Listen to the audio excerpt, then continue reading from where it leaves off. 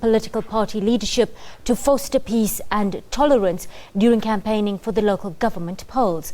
The call was made during the signing of the Electoral Code of Conduct by political parties in Midrand, north of Johannesburg today. Leaders of different parties pledged to abide by this electoral code. The signing comes ahead of this year's municipal elections scheduled for August 3rd.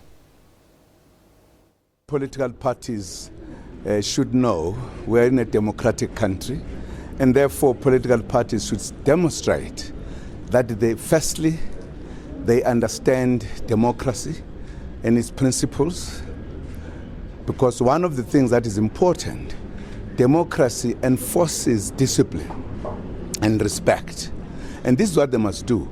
We must respect the voters. We cannot play games about the right they give us, about the voting us into power or giving us vote or whatever percentage. Those that have voted for you, respect them, but also respect those who voted for other parties. That's an important ingredient of the democracy. That democracy, there is no chaos.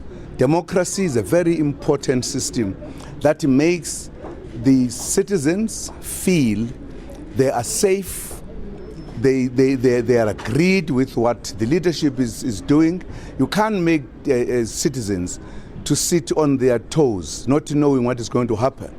Therefore, this voting determines the power, where the power goes.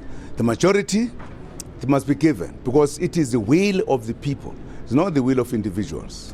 This pledge is enshrined in our Constitution. And as a party, that Constitution maintains that we must have free and fair elections. And as a party, I stand to say we will uphold and defend that Constitution and make sure that these elections are indeed free and fair. However, I think all of us should understand the fact that there are two threats that face these respective elections. It's obvious without doubt that the role of the IEC, firstly, has been something that has been now a court matter. And therefore I request that, now we are signing this pledge, that as the chairperson has said, the IEC must be at the forefront of ensuring that these elections are free and fair.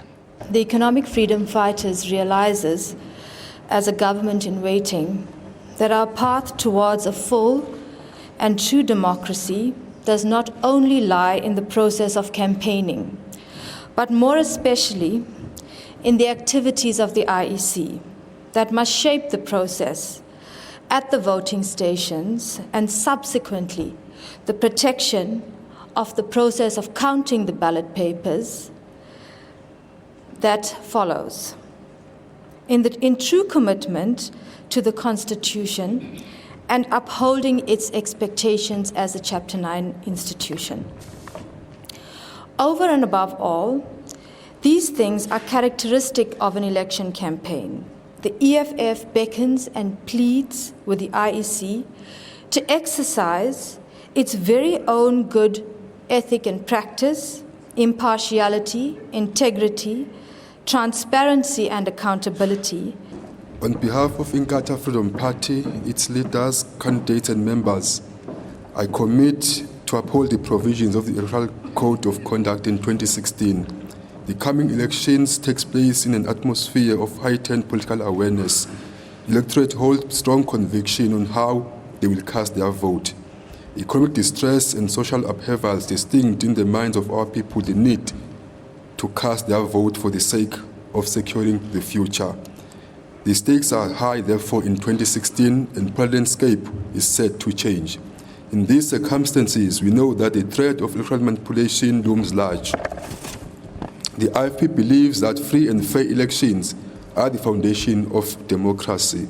As much as we secure the right to vote, we must respect the right to have our vote respected without manipulation and intimidation of any kind. Well, schooling has